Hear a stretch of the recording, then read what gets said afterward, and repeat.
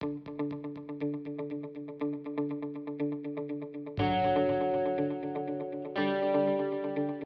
everyone, welcome back to Z Physics. Today we're going to be solving the 2019 OCR Physics A Depth in Physics paper.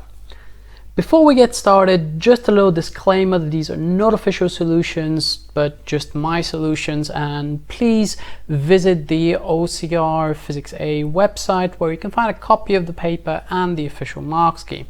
Okay, well, let's have a look at question number 1. So we have a student that who's investigating the motion of a tennis ball of mass 57 grams, which falls vertically from rest. And we have the variation with time of the velocity. So it is essentially a v against t graph. Now, the first question would be to use the figure to show that the acceleration of the falling ball is about 10 meters per second. Now, this is easily found using the gradient. Notice that I've taken quite a large gradient. We take our gradients to be as large as possible, and I've taken some values over here. And remember, your gradient is your change in the y-axis, which is about 4, divided by the change in the x-axis, which is about 0.41, which gives us 9.8 meters per second squared. Oh, notice that. Let's correct that very quickly. So, which is about 10 meters per second squared. On to the next one. How can we figure out the kinetic energy of the ball just before impact? Well, we could really easily use the graph. So the final speed, if we were to extrapolate, well, not extrapolate, but just have a look at the value, is about 4.7 meters per second. So from using 4.7 meters per second, I can just use the value of the kinetic energy.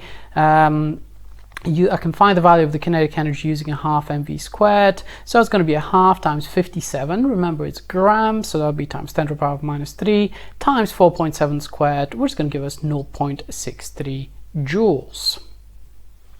For part B, the ball leaves the surface with 80% of the kinetic energy just before impact. Calculate the magnitude of the velocity v of the ball as it leaves the surface. Well, because the kinetic energy was initially 0.63 and the ball leaves with 80% of that, I've just found 80%, so that's going to be 0.8 times 0.63, which is going to give us 0.5 joules. Once I know that there are 0.50 joules, I can just set that equal to a half mv squared, and I can just rearrange for the velocity. V will be then the square root of 2 times 0.5, the energy, divided by the mass of the ball, which is 57 times 10 to the power of minus 3 kilograms, which is going to give us 4.2 meters per second. For part 2, we need to complete figure 1 to show the variation of the velocity of the ball after it leaves the surface. Now, this is how the figure will actually look. Notice a couple of things. So once the ball hits maximum velocity just before impact, it will almost immediately bounce with velocity in the opposite direction. We've calculated that the bounce velocity in the previous part of the question is 4.2 meters per second, or negative 4.2, taking account into the direction. That's why the graph goes up to this point, which is negative 4.2. Straight after that, the graph will go back up with the same gradient as before. It's going to strike the x-axis and it's going to reach a lower peak. Back to the graph, determine the maximum height h reached by the ball after it bounces. There are a couple of different ways of doing that. Probably my favorite way is just to use v squared is equal to u squared plus 2as. Remember, our final velocity at maximum height is 0. The very fact that it says maximum height means that v, the final velocity, is 0. So what we need to do is just rearrange for s. So s will be minus u squared divided by 2a, and that will be minus, now our final velocity is 4.2, don't forget to square this, and our acceleration is negative because the ball is now decelerating. Plugging this into a calculator, we're going to get 0.9 meters for the maximum height of the ball. part C, the student repeats the experiment with a different ball that is affected by air resistance. So how will the graph change? Well, number one, very importantly, the acceleration will decrease, so the gradient of the line will actually be decreasing. Remember, we used the gradient to find the acceleration in the first bit, so all we need to do really is mention that the gradient will definitely be less because the acceleration will be less. Additionally, because of air resistance, the final velocity just before and after bouncing will in fact be lower because the ball will not accelerate to as much of a velocity if there is air resistance. So question 2, we have a student that is investigating the stretching of materials, and we have a couple of graphs. J and K. Compare materials J and K using the following terms listed below. Include in your answer an explanation of each term. Okay, so first of all, you can see that material K is brittle. We know that stress is proportional to strain all the way up to the breaking point, which is just here. Material J is ductile, which of course means that it can be drawn into strings. This is the graph of a ductile material. For material J, the stress is proportional to the strain up to the elastic limit, and it obeys Hooke's law. So this portion here is actually the elastic portion of material J. So J has an elastic section exactly like K. However, J also has a plastic section, which is just over here.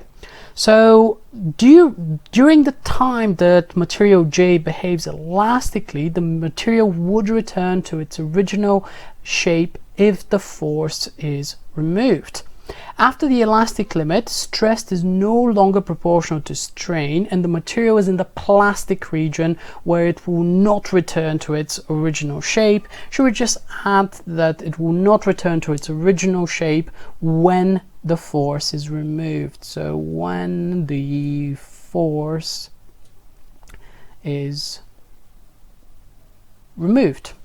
So after this, the material reaches the ultimate tensile strength.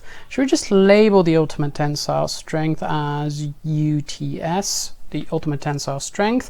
Let's make sure that we define those terms. So where is it? Yeah, so it reaches the ultimate tensile strength, which is the maximum stress a material can withstand before the breaking point. Material J has a higher Young's modulus, as well as the gradient is higher for J, and the Young's modulus is defined as stress over strain. Just a little check right at the end of this question. So we've defined what a brittle material is. We've also said that a ductile material is a material which can be drawn into strings. We've mentioned elastic materials which return to their original shape once the force is removed, and the plastic region as well, in which the material will not return to its original shape. We define the ultimate tensile strength as the maximum stress that a material can withstand before breaking. And finally, we've also defined Young's modulus as the amount of stress divided by the amount of strain. So part B, we have a student that is designing a three-legged wooden stool. So the stool must be able to support the weight of an adult. So the maximum compressive stress is 2.3 megapascals. Estimate the minimum cross-sectional area of one leg. Okay, well, let's assume that the mass of an average person is about 70 kilograms. Estimate the minimum cross-sectional area. We know that stress is force divided by cross-sectional area. So if we were to just rearrange for the area, we get that the area is equal to the force divided by the stress. The trick in this question would be, of course, to ensure that we've divided by 3. As you can see, the stool has 3 legs. So they're all going to share the force, so we're going to need to divide our weight by 3. So our force will be 70 times 9.81 divided by 3. Let me just extend that just to make sure that that is extra clear. We're going to be dividing that by the stress, 2.3 times. Remember, mega pascals. Mega stands for 10 to the power of 6. And if we plug this into a scientific calculator, we're going to get about 9.95 multiplied by 10 to the power of -5 square meters. Moving on, question number 3. We have a student measuring the diameter of a ball in different directions. We have some results: 2.43, 2.43, 2.54, and 2.59. State the name of a suitable measuring instrument to measure the diameter of the ball. Well, these are quite small, so let's make sure that we use a micrometer. Part 2, calculate the mean diameter and include the absolute uncertainty. Well, to find the mean, pretty simple. We need to add up those values and divide by 3, so it's going to be 2.52. Remember, how can we find the absolute uncertainty from a set of data? So this is equal to about half the range. So in this case, the range is our highest value, take away our smallest value, so that will be 2.59 minus 2.43. So this is our range. We take half of that, and that's going to be 0.16 divided by 2, so that's 0.08. So in this case, the diameter is 2.52 plus or minus 0.08 centimeters. We can use that to show that the volume of the ball is about 8.4 times 10 to the power minus 6. So remember, the volume of a sphere is 4/3 pi r cubed, so it's going to be 4/3 pi times, so 2.52 centimeters, this is our diameter. We'll need to divide that by 2 and multiply this by 10 to the power of minus 2, because that's centimeters, and we're dividing it by 2 because it's the radius in this formula. Then we cube this expression. When we plug that into a calculator, we get about 8.4 times 10 to the power of minus 6. Part 4, we're given the mass of the ball, determine the density of the ball, and give our answers to an appropriate number of significant figures. So the density is just mass over volume, so it's going to be 0.023 divided by 8.4 times 10 to the power of minus 6, which is going to give us 2.7 times 10 to the power of 3 kilogram meters cubed, or kilograms per meter cubed. In order to determine the percentage uncertainty, what we'll need to do is find the percentage uncertainty in the mass, and also find the percentage uncertainty in the volume. Now, the percentage uncertainty in the mass is, of course, just 1 gram over 23 times 100. So that's this bit over here. This is the percentage uncertainty in the mass. The volume, the only measurable quantity, of course, is the diameter. So what we've measured is the diameter, and the absolute uncertainty is just over here, so 0.08. So this is actually our uncertainty divided by our measurement, which is 2.52 times 100. Because the formula is V is equal to 4/3 pi r cubed, the percentage uncertainty in r cubed is equal to 3 times the percentage uncertainty in r. So that's why I've added an extra factor of 3. So the percentage certainty in the density is equal to 0.08, the absolute uncertainty in the diameter, divided by our value, 2.52, times 100 times 3, plus 1, which is the absolute uncertainty in the mass of the ball, divided by 23 times 100. Plug that into a calculator, we're going to get 14%. So part B, we have a couple of, we have a spring over here that is being extended, and we have some results with the original length and then the final length. Calculate the force constant K of the spring.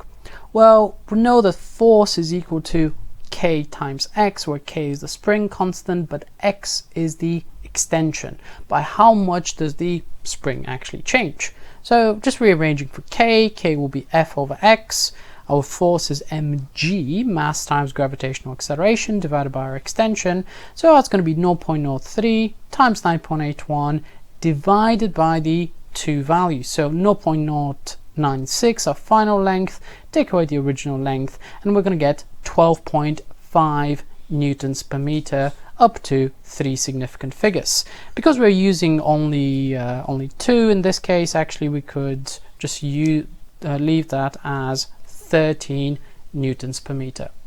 Now the mass of the ball is 23 grams, so the original weight, when in the absence of the liquid, is just going to be 0.023 times 9.81, and from that we're going to take away the force that we calculated up here, which is 0.13. If we plug that into a calculator, we are going to get 0.096, and let's just round that up to 2 significant figures, so it's going to be 0.10 newtons. Okay, part 2, calculate the density of the liquid. Well, for that we're going to need to use the Archimedes principle that tells us that the upthrust is equal to the weight of the water that's been displaced. So we know that our upthrust is equal to the weight of the water, so that's going to be the mass of the water times g. Now our upthrust then by definition is, because mass is just density times volume times g, like so, then we could really easily figure out the density, because we know the upthrust, and we have also previously calculated the volume as well. So just rearranging for the density, we're going to see that the density is equal to U divided by V times G, so that's going to be 0.10. Now the volume, we calculated that up here, so let's just scroll up and find the volume before. There it is, 8.4 times 10 to the power of minus 6. So this will be 8.4 times 10 to the power of minus 6, and multiply that by g, which is 9.81. Let's plug this into a calculator, so it's going to be 0.10 divided by 8.4 times 10 to the power of minus 6 times 9.81, and this will give us approximately 1.2 times 10 to the 3 kilograms per cubic meter.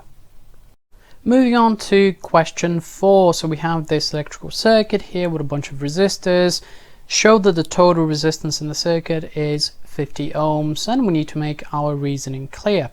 So those 2 resistors are in parallel, and those 3 resistors are also in parallel, but together they're in series. So in total it will be 1 over 60 plus 1 over 60 raised to the power of minus 1 plus 1 over 60 plus 1 over 60 plus 1 over 60 raised to the power of minus 1, all added together, giving us a grand total of 50 ohms. Calculate the potential difference V across resistor Y.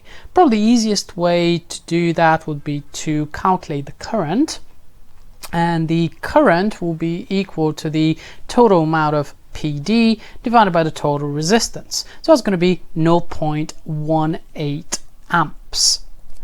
Now, because those resistors are equal, the current will just split in half. So this means that 0.09 are going to be going through this resistor, and 0.09 amps are going to be going through this resistor as well, giving us 0.18 once again.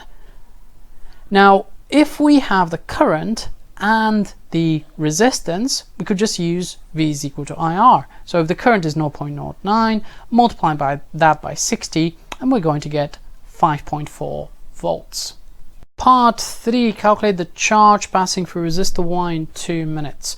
As we mentioned, through resistor Y, the current is 0.09 amps, and we're going to multiply that by the amount of time in 2 minutes. So it's going to be 2 times 60, which is going to give us 10.8 coulombs. However, in this case, we're going to be working up to 2 significant figures, so that's going to be 11 coulombs. Part 4, calculate the energy W dissipated in the resistor in 2 minutes. Remember, the electrical energy is equal to V times I times T. So it's going to be 5.4, that's the amount of voltage, times 0.09 times 120, which is going to give us 58 joules. Explain how the drift velocity of electrons in resistor Y compares with the mean drift velocity of electrons in resistors Z. This is a really interesting question. Now, the first thing to notice is, well, what will the current in resistor Z actually be? So we have 0.08 amps that is essentially going to split into two. So it's going to be 0.09 going through here, 0.09 going through there. Now, straight after that, the current will then split into three because we have 3 equal resistors. So through each of those resistors, the current will actually be 0.18 divided by 3. So this means that we have 0.06 amps going through here, 0.06 amps going through here, and then 0.06 amps going through there. So the current is 0.06, whereas the current in resistor Y is 0.09. This is where this comes from. And I've summarized this here. The ratio of the two drift velocities will be given by the two Nave equations. So remember, I'm just going to write this over here on the side, but I is equal to N, the number density, times the cross-sectional area, times the electron charge, times V. So I of resistor Y divided by I of resistor Z will be equal to NAE Vy, the drift velocity in Y, divided by NAE Vz. Now, because everything else is identical, we can do a lot of cancellation. So we can directly cancel out NAE and NAE. We already have the ratio of the currents. It's 0.09 over 0.06. All we need to do really is just flip the fraction, or well, just calculate really, because what we want is, yeah, Vy over Vz. So Vy over Vz is actually just 0.09 over 0.06, which is 1.5. So this means that Vy is actually equal to 1.5 times Vz. So the drift velocity of Vy is 1.5 times larger. Part C is an interesting one. Copper is a metal, carbon is a semiconductor, and a ceramic is an insulator. Describe the difference between the three materials in terms of their number density. Well, what is number density? It says over here, include an explanation of the term. Remember, it is the amount of charges per unit volume. So a metal will have the highest number density, a semiconductor is going to have a lower number density, and a ceramic or an insulator smaller still. So the greater the number density, the more free electrons there are, and the better the conduction is. Moving on to question number 5. We have a figure which shows the variation with distance of two progressive waves against of the displacement against distance. So the two waves slightly out of phase, and first off we need to state the amplitude of wave P. Well, if the amplitude is just here, and if we just look carefully at the graph, we're going to see that the amplitude is 0.45 meters. The wavelength of wave P is just going to be this distance here, let's say. So from, let's say, here all the way up to, from here all the way up to there, so that's going to be 2.5, and here's 6.5, so that's going to be 4 meters. So the amplitude is 0.45, the wavelength is 4. Determine the phase difference. Remember, phase difference is just delta lambda over lambda times 360 degrees. Now delta lambda is just 0.5, so the two peaks are going to differ by 0.5. So look at that, this peak here is at this distance, and this peak here is at this distance. So this one here is at 3.5, this one here is at 4. So this over here is our delta lambda, which is just 0.5 meters. So delta lambda is 0.5 divided by lambda, which is just 4, times 360, which is going to give us 45 degrees. Little catch here, they want the answer in radians, so we can convert that to radians directly. So it's going to be 45. Remember the conversion factor. We times by pi, we divide by 180, which is going to give us 0.79 radians. Of course, you could very easily have just done the calculation by, rather than giving 360 over here or writing 360, you could have written 2 pi as well, which is just as correct. Okay, moving on. Determine the ratio of the intensity of wave P divided by the intensity of wave Q. Well, remember, intensity is proportional to the amplitude squared. So what we need to do really is we find one amplitude, find the other amplitude, square them, and then divide them. The amplitude of wave P is 0.045, and the amplitude of wave Q is 0.015. Remember to square them, and when you divide the square of the amplitudes, the ratio is just 9. So part B, a student wishes to investigate how the fringe spacing x of an interference pattern produced by sound waves varies with the frequency of the sound waves. And we have the suggested relationship V over F is equal to AX over D. I can clearly see where this comes from, so remember lambda is equal to AX over D. This is given in our formula booklet, and because we know that V is equal to F lambda, we know that lambda will be V over F. So this is essentially that equation. So describe with the aid of a suitable label diagram how an experiment can be conducted safely in order to determine V. Okay, well, probably the easiest way to look at that experiment will be with the following setup. So we're going to have a signal generator, which we're going to connect to 2 speakers. So those over here are speakers, which I've labeled over here. So in a way, this is the double slit experiment. However, rather than double slits, we have 2 speakers. The separation between them, we're going to call that A, and we're not going to have a traditional screen, but we're going to have a microphone which we're going to be moving vertically along this line.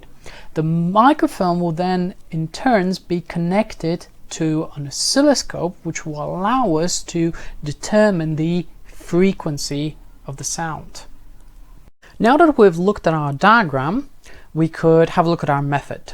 First off, we could measure A and D, the speaker separation, and D, the distance from the microphone line to the speakers themselves with a ruler. We're going to be keeping A and D constant. We're going to measure X also with a ruler. However, we're going to be measuring the distance between several maxima using the microphone and the ruler. We're going to be measuring the distance between several maxima to reduce our percentage uncertainty. I would also recommend to take multiple readings and average as well. We could vary the frequency of the signal generator and measure how the fringe separation X changes. We could also use the time division function on the oscilloscope to find the time period and the frequency using f is equal to 1 over t if the frequency generator does not show us the frequency that's being produced. After we've gathered our data, we can plot a graph of x against 1 over f and draw a line of best fit. Let's do a y equals mx plus c analysis. So the relationship that they have suggested up there is that v over f is equal to ax over d. Rearranging for x, the fringe separation, we get that x is equal to v over f times d over a. Now, the only quantity which is not a constant is f, or 1 over f. So what I'm going to say is that x is equal to vd over a times 1 over f. If x is on the y-axis, if 1 over f is on the x-axis, then what is left for my gradient is vd over a. The graph should be a straight line through the origin if this relationship is correct. So the gradient is vd over a. I've called my gradient m. M will be vd over a. Rearranging for the speed of sound, we're going to find that the speed of sound will be equal to our gradient times a, the separation between the speakers, divided by d, the distance from the line at which we're moving the microphone to the speakers. And finally, question 6. We have an experiment in quantum mechanics, the photoelectric effect, and we have a graph of K max against frequency. Notice that the kinetic energy is given in units of 10 to the power of minus 19 and the frequency is given in units of 10 to the power of 15. Define the term threshold frequency.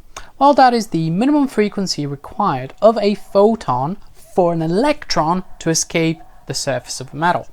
And in this case, the threshold frequency, well, you can see that the first frequency at which electrons escape with some kinetic energy is actually 1.1 times 10 to the power of 15 Hertz. Use your answer to calculate the work function. Well, we know that the work function, phi, this over here is the work function, is connected with the threshold frequency using the equation h Planck's constant times the threshold frequency. Once again, in this equation, this is our work function, this over here is our threshold frequency, and h is just Planck's constant. So 6.63 times 10 to the power of minus 34 times 1.1 times 10 to the power of 15.